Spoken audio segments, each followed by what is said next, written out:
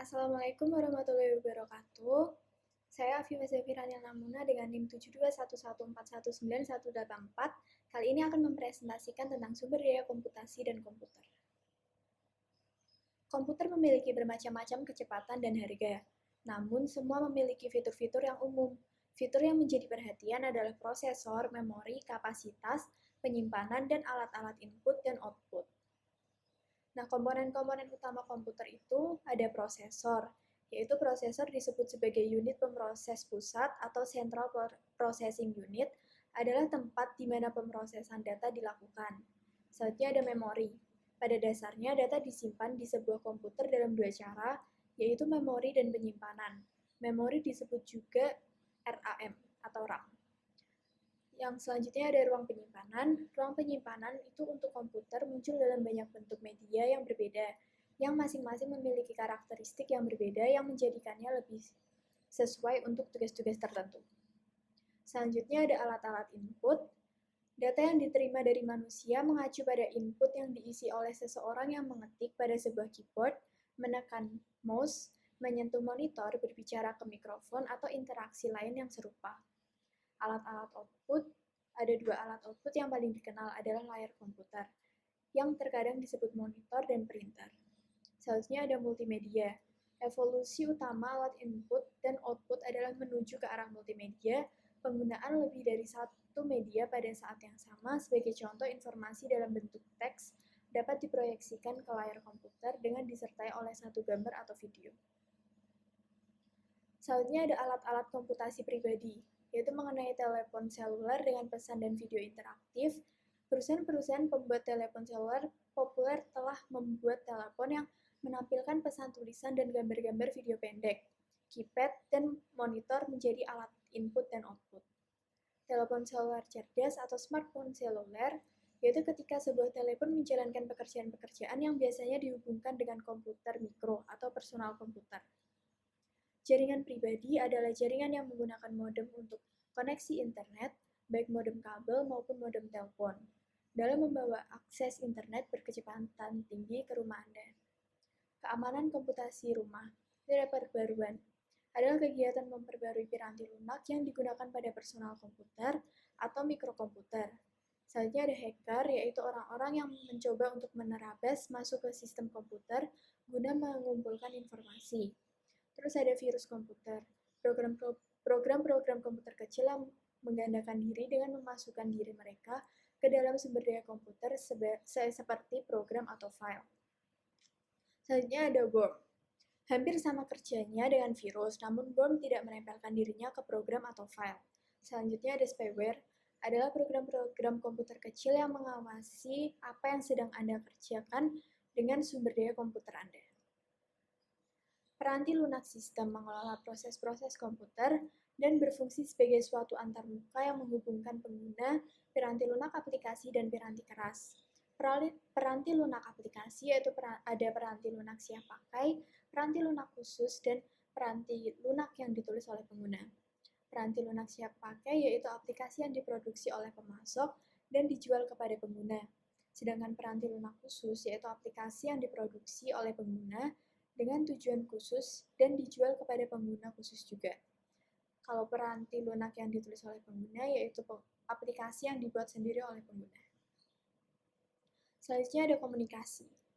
Koneksi publik, koneksi jaringan internet yang menggunakan kabel telepon sebagai penyalur data lewat modem telepon. Koneksi saluran pribadi yaitu koneksi yang menggunakan sirkuit yang selalu terbuka untuk lalu lintas komunikasi data. Jaringan pribadi maya yaitu jaringan yang dibuat khusus dalam komunikasi internet tanpa adanya terminal atau link yang mengganggu. Komunikasi jaringan, itu ada lapisan aplikasi, yaitu lapisan 7, tujuannya melaksanakan komunikasi aplikasi ke aplikasi. Lapisan 6, yaitu lapisan presentasi, tujuannya mengelola konversi penyajian data.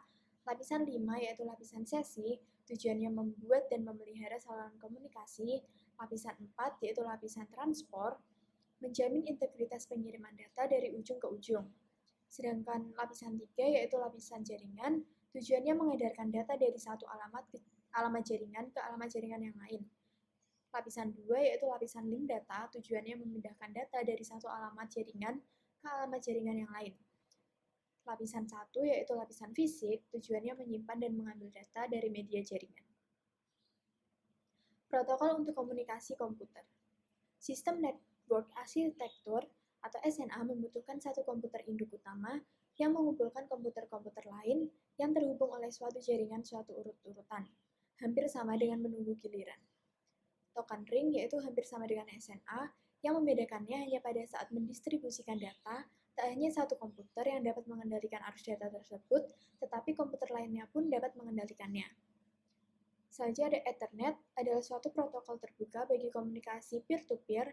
Ethernet bekerja dari jalur transmisi tunggal, tidak ada token yang diedarkan untuk menentukan komputer mana yang akan mengendalikan media komunikasi.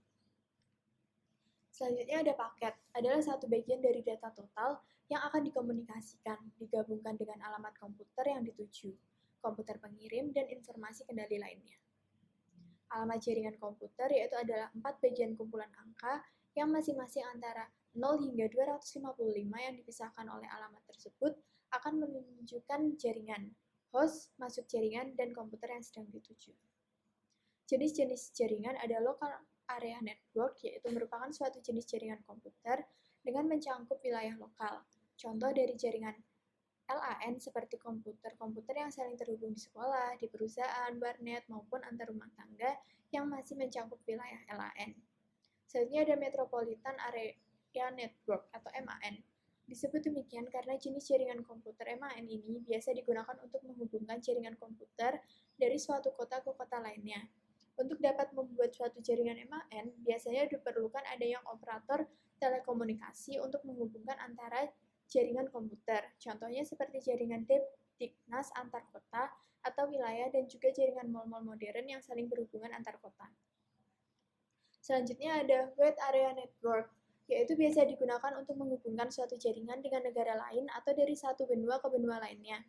Jaringan WAN bisa terdiri dari berbagai jenis jaringan komputer LAN dan WAN, karena luasnya wilayah cakupan dari jenis jaringan komputer WAN. Selanjutnya ada Interconnection Networking atau Internet, didefinisikan sebagai information superhighway untuk mengakses informasi melalui web. Internet adalah sistem jaringan global dunia komputer yang saling berhubungan dengan menggunakan standar internet protokol. Setiap komputer di internet diidentifikasi oleh alamat IP yang unik.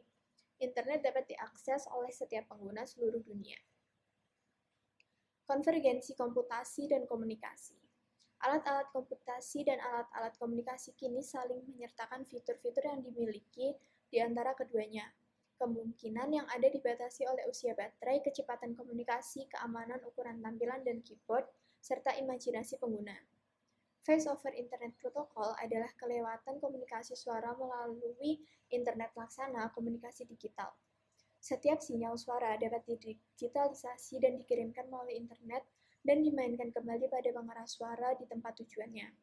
Jika komputer Anda memiliki sebuah mikrofon dan pengeras suara, maka akan dapat berkomunikasi dengan orang lain dengan perlengkapan yang sama di komputer mereka. Skype telah menyediakan peranti lunak gratis untuk komunikasi seperti ini sejak tahun 2003. Sekian dari saya, terima kasih. Wassalamualaikum warahmatullahi wabarakatuh.